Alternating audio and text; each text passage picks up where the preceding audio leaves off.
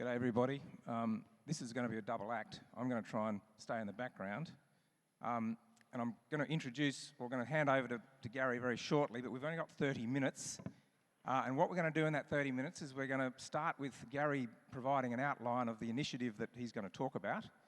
We're going to have a short Q&A session for about 10 minutes. I will probably ask some of those questions of Garry. I'm not sure what I am. I'm maybe a questioner or an inquisitor or something. And I'm going to try and flesh out with Garry some of the key things that are part of this package that he's going to talk about. We're then going to play a video, and so for the AV people, about 15 minutes in or so, we'll sing out and get you to play the video, which goes for a number of minutes. And then we'll go back to the audience to wrap things up, Garry, I think, and start getting some questions from everybody who's sitting in front of us. So I'm going to step back now, and it's over to you, Garry, for 5 minutes or so. There might be some surgeries that are more enjoyable than this. So what we're going to talk about, and what I've been asked to talk about, is, I guess, the application of social licence and what we're doing in regards to our business's live export supply chain standard. And what that really is a reflection of what we need to do to meet the expectations of our fund shareholders or our investors today, to get them to invest in Northern Australia, particularly beef cattle production in Northern Australia. And this is not just about what live exporters are expected to do. It's actually about what we're expected to do in partnering with them in supply chain partners. So one of the interesting challenges about our business is that 100% of the fund shareholders are Australian domestic shareholders. And that comes with some interesting opportunities, but also some incredible challenges, particularly challenges which is very familiar to this room, around the public perception created around what happened in 2011 and the damage that that did in the hearts and minds of people of urban Australia. You know, the 98% of people that have never set foot or never will set foot on any part of the cattle stations here in the north, or the boats, or see what happens to our production supply chains and the people that we supply product to in Indonesia and Vietnam and other countries. So this is very much the demonstration of the S piece in this ESG. Unlike our staff survey, the S is not sustainability, as you've seen. It is about social licence. And what does that social licence mean? It means the expectations of our shareholder investors in giving us money, in trusting us to invest in operations here in Northern Australia, to responsibly grow agricultural production, in this case predominantly beef cattle production, and what that means in regards to supply chains. I have spent literally hundreds of hours in meetings explaining why live exports are a great supply chain, why they have a great economic activity for Northern Australia, and why it is absolutely the responsibility of these people to support this if they want to support the communities of Northern Australia, but if they're also genuinely about the support of feeding the people that require the beef, the protein, that hop on these boats or planes and make their way over to our near and dear neighbours, because that's critically important. And this is about humanising the story. It's about an absolute commitment that we have to make in our business, and every part of our business from the station all the way through, that's not just about animal welfare. It's about training people, it's about investing people, it's about working with communities and creating positive outcomes.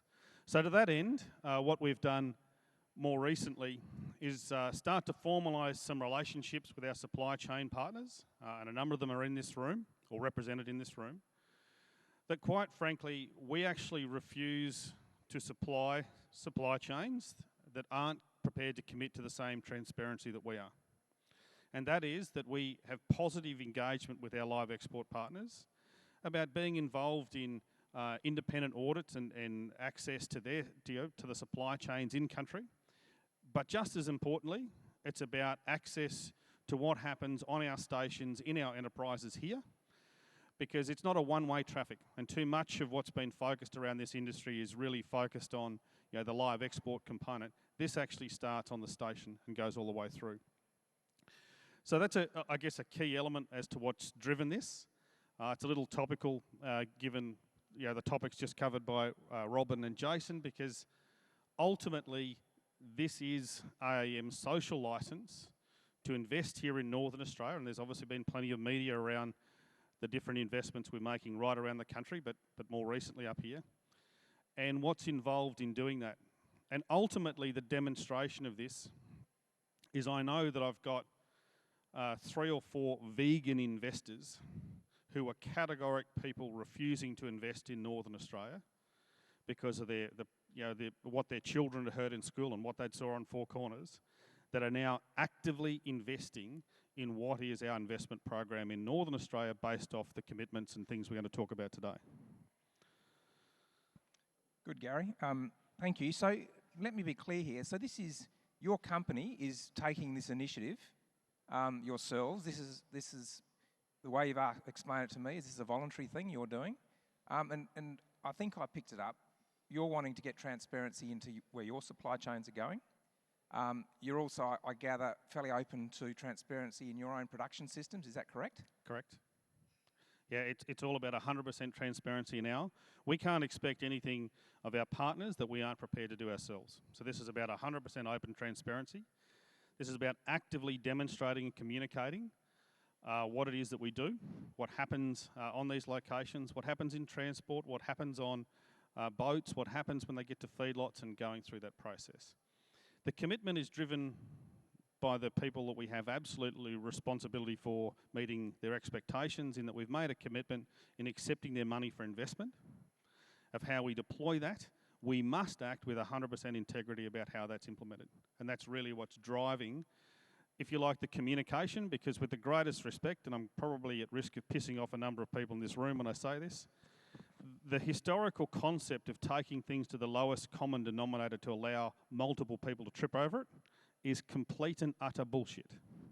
If you really have a focus on what you're doing and you're true to that, you should not ever fear inviting people in, because if you have that fear, you probably should ask what it is that we're doing that's giving us that fear. And that's really, I guess, the start. And what we're doing is, this is the start of a journey. This is by no means the end. It's the very first initial steps. Now, Garry, you've got quite a diversified set of primary industries that you've got across the country. Now, am I correct? You've got poultry operations somewhere. Where are they? Yeah, so we have some reasonably large poultry operations in South Australia. We grow about 20 million chickens a year for Inghams that are free range and RSPCA accredited chickens. So that's in multiple locations throughout 90 sheds. And obviously, if you ever thought of anything worse than being in what the live export industry goes through, it's constantly the forensic stuff that people perceive to be attached to the chicken industry attached to, because they all assume that we grow chickens in cages. So have you opened your system up? Like, yep. That's pretty sensitive sort of stuff, I would have thought. Yeah, how you're applying, you've got some of these same principles you're applying. Yeah, so we have a open policy there, and in fact we openly invited Landline to come and do a story on poultry production to demystify it. It was quite interesting that when the reporters turned up, they asked us for the program for the day, and we said, no, here's the map of the site. You tell us where you'd like to go to. And they said, no, what's the program? I said, you pick which one of the sheds, or all of the sheds, whatever you'd like to do. The only thing that we require of you is, when you nominate your sheds, we'll give you the order that you go there from a biosecurity perspective, because we have to do it from the youngest chickens to the oldest ones. But that was absolutely about the transparency of opening up our farms and opening up our people for them to talk to see that what is modern day protein production, no matter what species that is, should have responsible management. We should be proud to open it and invite people in. Obviously, we have the natural restrictions of biosecurity, and that should be pretty common here in Northern Australia around the issues of FMD and other aspects of how that comes in. But if we aren't prepared as a producer, as a supply chain, to be open and transparent about that, we really have to understand that that is the truth of our social licence. Right, so we're going to have a look at the video shortly, not straight away. We've got a little bit of time before we play the video. But we had a quick chat before we came up here this morning. You talked about 2011, and I think everybody in this room has their own story, their own experience of 2011, and everybody you speak to that will be a different story. And I think there's internal stories about what people were doing and what they experienced and all the rest of it, and their role that different people played in coming back to the point where we are today, where we've got a proud industry that is surviving and thriving and going forward. You also said that you thought that we all reacted differently to 2011, how we got on the front foot after that, from the producers all the way through to the live exporters, and how we engage with the broader public. You said something to me, you said you thought there was a bit of a reluctance to necessarily get on the front foot sometimes. This sounds a bit like you're taking a bit of initiative for your own company to do that. Just wondered if you had any thoughts about where this fits in with sort of the broader message that's going out there about industry and what we do and how we do it. Well, the basic theory is if you're explaining, you're losing. Right? If you're reacting to what's going on rather than leading the discussion, you are fighting a battle from behind. So consciously, what we have chosen to do as a company is to do this from the opposite direction. We are very openly going out there, and there'll be plenty of people want to shoot us down for what we're doing, and I really don't care. We're out there communicating that this is what we're about, this is what our businesses are about, this is what it means for the people to be involved in our business. This is why the industries and all of the supply chains we're in, whether it's poultry or live export, we think are fantastic. Because ultimately we are trying to feed a very diverse range of people in very different geographic locations. We are literally trying to grow more with less. Perpetually, we have this ongoing challenge that for some crazy reason around the world, we've built these wonderful cities on rivers, which normally means we put concrete or bitumen over what is our great alluvial flats in our most productive land, because we like the outlook of water. That just makes the perpetual challenge of doing this more difficult. So in the context of 2011 and all of the issues that come from that, the challenge was when you're having debates, and often irrational debates, with groups that have a well-funded agenda, and you're trying to respond to that, that is a big challenge. So openly, I'd rather be shot down looking at them rather than having our back turned. Because if we can see and we're involved in that discussion, we have a chance of maintaining the rationality of the discussion on whatever topic it's going to be, good, bad, or indifferent. And if we are doing something in our business that we're not prepared to have on video, the lovely age of social media, then we have a problem. Because the reality is that the community today operates in an instantaneous world of communication where it doesn't matter whether it's fact or fiction. Once it's out there and you're responding to it. So what we are looking to do and what we've started and what we're going to show shortly is the very initial version of what we're doing in regards to communicating what our business is doing here in Northern Australia around investing in people, investing in communities, in training, in careers, in supply chains and partnerships, because that's what creates a sustainable future for us. Right, I've got one last question. We're just about to go to the video, but we just heard yesterday the NAB announced that they've just made I don't know, it's for the quarter or what the hell it was, but a $7 billion profit or something. It's up X number of percent on previous quarter. So we've got some banks that are making some fairly strong, and we heard this yesterday, we've got some banks making some fairly strong statements about what they're going to invest in and what they're not going to invest in. And I think I've had some experience with banks and boards of banks who seem to be entirely uninformed about what live export, for example, is doing, telling me that the industry needs to have some regulations. Clearly, they're uninformed. I was just interested in your views about that, because I'm sure you'd be relying on a bit of investment from banks here and there, and some of your investors might be relying on investment from banks. Well, ultimately, our single largest investor is our bank, is our banking partners. So the debt they provide us is a consolidated ticket, is the single largest investor that we look at. And we look at them as an investor, we treat them as an investor, and we communicate to them as an investor. So I don't think there's any secret out there that obviously our business has a tremendous involvement with the National Australia Bank. The National Australia Bank has been very fortunate that they've lent us a considerable amount of money, that they expect us to be responsible and communicate and invest appropriately. They've also had a very large proportion of their private banking clients invest in our different fund structures.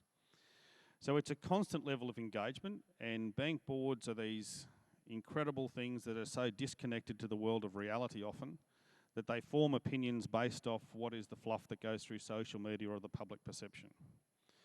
So we'll end up showing, I think next week, the video you're going to see in a moment, to the executives of the bank. I understand it will then be presented to their board as a more realistic depiction of what us as a client of the bank are doing and what these supply chains mean to us. Because in the absence of communicating clearly, people will make up their own minds. And with the greatest of respect of the people that sit on the boards of the banks, you don't see too many of them that have lots of experience of having shit on their boots. You don't have too many of them that have understood and worked in this type of situation. So quite openly and very positively, and I can only congratulate them, and I'm sure there's other banks that do it, but the relationship that we have with NAB and the fact that they're allowing us to engage in this discussion, the fact that they're engaging a sustainability initiative with us, and they were very clear in what we did, in different parts of our operations to do with renewable energy. That's what we're going to do. So just a moment before we play this, I just want to acknowledge something, if I could. This video has been put together in a really short period of time, and I must thank a number of people, but particularly the team at Austrex. Justin, Tom, I know Jake and Warren are here. The stars of the video, Garry and Annika, our team that put this together, the team at Mambaloo and what have you. This was done very, very quickly because we're actually in the midst of an investor roadshow. And it is our intention, and we will work with all of our live export supply chain partners in putting this together and work more with the people in country. And this is the very first version. In fact, it's the rawly edited version, if you like. So apologies for the talent that appears on some of this stuff. But this will give you an idea of what we're doing. But I can't thank the team at Austrex enough for helping us out in a very short period of time to make this happen.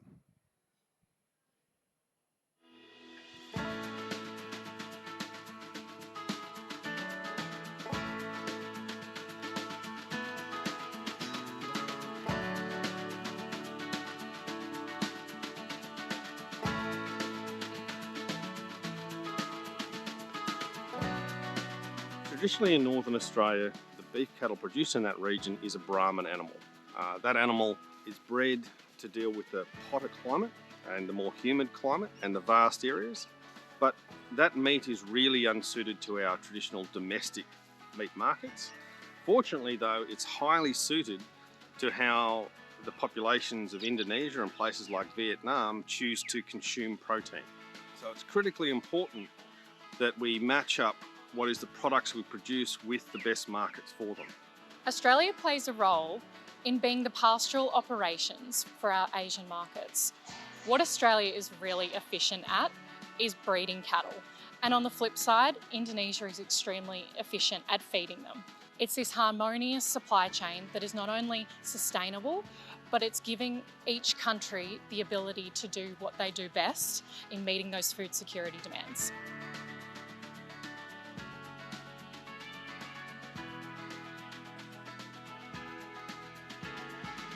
Live exports in Northern Australia are critically important to create economic activity, which is really around trade and market access. We saw for the period of time when we didn't have access how devastating that was to jobs and the local economies.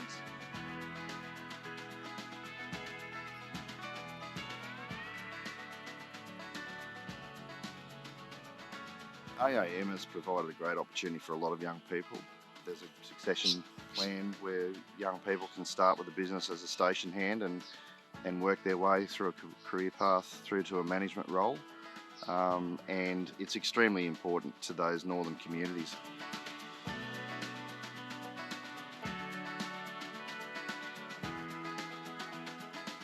AAM today supply a significant portion of livestock into the export trade. We start from the genetic selection, breed an animal that's suitable for the conditions into Southeast Asia.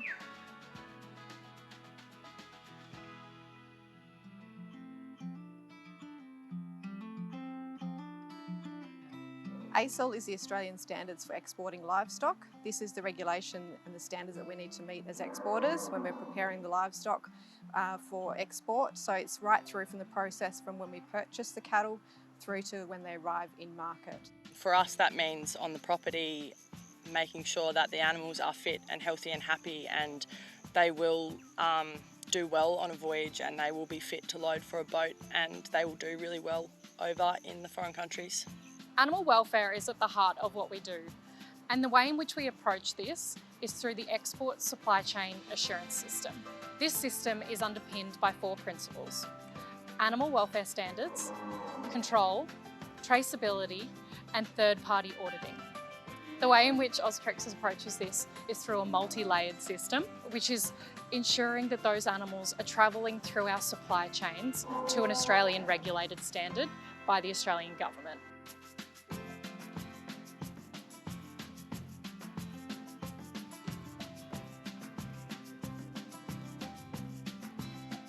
As we knew that Indonesia have more than 275 million of people, and we only have several million of cattle population, that would not be enough to supply of beef demand in the market.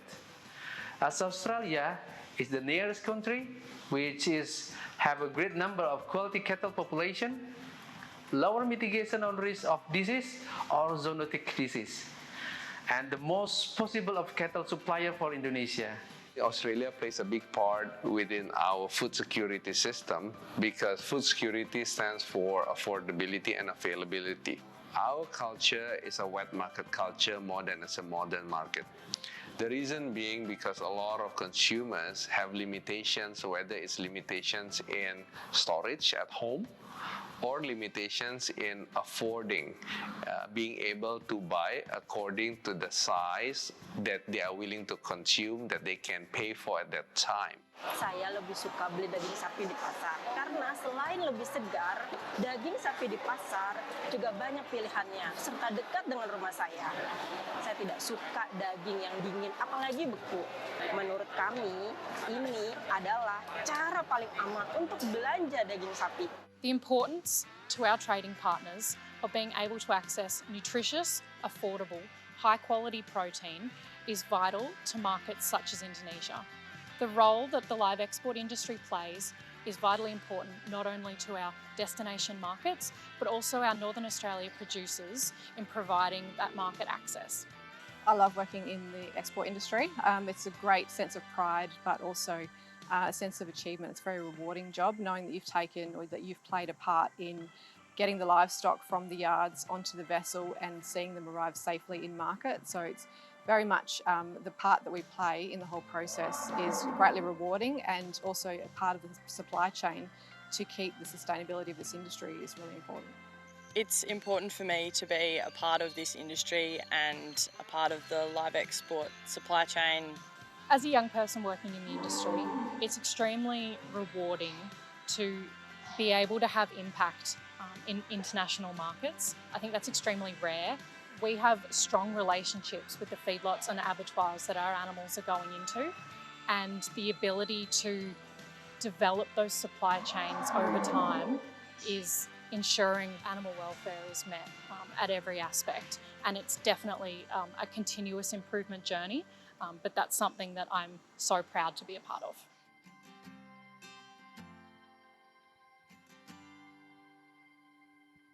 That's quite extraordinary. I must say it produces something in there for me, certainly. It explains what our relationship with Indonesia is like, and it explains Northern Australia incredibly well. And I have to commend the actors, and yourself, Garry, but the people that participate in that. But what I wanted to say is, okay, so that's great. I'm an exporter, and I'm looking at that going, well, what does that mean for me? How much is it going to cost me to be able to deal with you, Garry, if I want to buy your cattle? What does this mean for me? I mean, that's the question I've got, because we've got all these other things mounting up, regulation, Commonwealth government, regulation and the like, and costs going back on the industry, etc. Oh, it's tremendously expensive to deal with this, mate, because the cattle are worth so much more. No, look, the reality is this is part of the situation that we feel is our responsibility. We would reasonably expect that our supply chain partners are doing everything that's in this. This is just a means of communicating and acknowledging that. So it will be of a concern to us that if our partners are actually having to change to meet this, because our clear understanding and our clear assumption is that they're already meeting it. What we are doing to our part of this supply chain and our participation is, if you like, opening up the properties for those participants, if they want to come and see what we're doing, and if they want to improve what we're doing, come and give us some advice. This is not about us imposing anything more on our live export partners or the importers or what have you than what we reasonably expect that they are doing in the best interests of the livestock that we're providing. Okay, I think we should look for some hands out in the crowd. I'd be surprised if there weren't people sitting there thinking, I want to ask Garry Edwards a question. Why is he doing this? What's it all about? Oh, here we go. Down the front.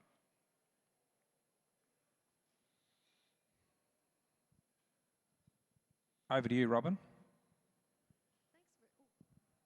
It'll go. Okay. Thanks very much. I've probably said enough today already. Garry, I just had a quick question. I share your concerns about the bank boards, and good on you for sort of producing something like that in terms of communicating. In terms of that next level in the future, maybe around what we might call radicalised transparency. How far are we from having like live feed cameras in those sorts of environments? Going online for stakeholders to see in terms of building that social licence piece? We already have live feed situations inside our poultry operations. We would reasonably expect that we will have live feed situations into all of our supply chains, whether that be poultry, lamb, beef, what have you, whether it's a northern one, an eastern or a southern supply chain. That's part of the expectation. There should be nothing that's going on inside our business that we aren't prepared to have people available to see. We have nothing to hide, and that's the core element of the transparency and, if you like, the definitive nature of what we are stating is our social licence claim. We are very open to taking people inside our business and having them get access to wherever we'd like to, but that's a key element in that communication. Question here, Garry. Thanks, Garry. Sarah Hyland, I run the Sheep Sustainability Framework, so this is really interesting to me, and I heard you just say the word lamb. So tell me, do you have wool growing within that operation or just We've got a reasonably large organic Dorper operation in Western Queensland, producing roughly 50,000 lambs a year. Okay, so no mulesing? No mulesing, no. And optimum pain relief with marking? One of the issues that we've been pushing for, because we believe in having pain relief available in everything, and one of the greatest stupidities in life is that the organic standard, particularly to the United States markets, precluded us using organic products as part of their gap assurance because of the antiseptic. It is the dumbest thing that I've heard in history. Now, that's recently been modified or in the process of being modified, because I can't think of anything dumber to say that we can't do something for the pain relief of an animal because the conventional pain relief had an antiseptic that was non-compliant with their organic American GAP protocol. So what we did is made a decision that we were going to look at other markets until that GAP protocol was amended, and that's what we're expecting will occur next year. We've got a question down the back, Garry, from Donald Sullivan, and then we're back to the front to Sheep Central. Hi, Garry. Thought you have a lot of really great points there. Quite a lot of interest, I think, from industry. I was just keen to get your thoughts on what do you see the role of our peak bodies being in building this social licence foundations and opening up transparency for the industry. I'm just keen to get your thoughts on that. Communication's a great start. Being not afraid to go out and communicate, publish, promote all the tremendous aspects of our industry, and stop apologising. stop apologising for what has occurred in the past, because this is about the future. And if we don't focus on the future, and if we don't start actually being prepared to raise the bar, but more importantly actually communicate that the bar has been raised, because too much of this stuff that our peak bodies are forced into is what occurs retrospectively, and having to go back and explain something that's been a piece of unpleasant viewing. So what I hope happens with our peak bodies in the future, much to what Jason was talking about with MLA, is that we start proactively talking about what we're doing and how we're engaged in society and what that means. Garry, would you say then that the peak bodies, shucking down the corn here, sheep and wool and cattle, beef, are behind or ahead of the game in this regard? Every time we talk about the past, we're behind. If we can't actually move on, and the challenge for all of those peak bodies and the people that sit on them is to look to the future and to learn from what's gone on in the past. We are well behind the incredibly well-funded, sometimes irrational activist groups, but it's shocking that it took their action to stimulate action about how we think and communicate. We need to stop apologising. We need to be prepared to call out the poor behaviour that happens and not make an excuse for it and say that's Billy or Freddie or Joe and, oh, that's just what they do. They're the liability in our industry and in our future. So, there's so many people, and I'm sure the people at this conference and all of the people that you're involved in want to see a bright future for this industry. Well, we can have that by taking control of the communications. So, I just hope that Peak Industries decide to get out there and start telling the tremendous story that goes on. You obviously have seen now what we're communicating about our own story to our own shareholders and investors. It was never really our intention to show this publicly, but when the topic came up around ESG and what goes on, and obviously a couple of people found out what it was we were doing, they asked if we would cover this topic here today. So we have, but this is very much about our commitment to our shareholders. And this is the first of probably 30 videos that we'll end up doing about explaining this in detail. This is not by far and away the end, it's the very beginning. Garry, I think we've run out of time, but look, I've just got a call. That video got actually hacked. It ended up over the other side of the world in Hollywood, apparently, and some guy called Baz is called, and I think there's a few staff from Austrex who have played this role beautifully of being advocates for Northern Australian industry, who might be offering and getting offered some big gigs somewhere else. But anyway, we'll just have to deal with that, I guess. I'll leave that up to you, mate, but well done. I think we're up for time now. So once again, thanks everybody. Perhaps a round of applause for that session, and I'll hand back to you, Don.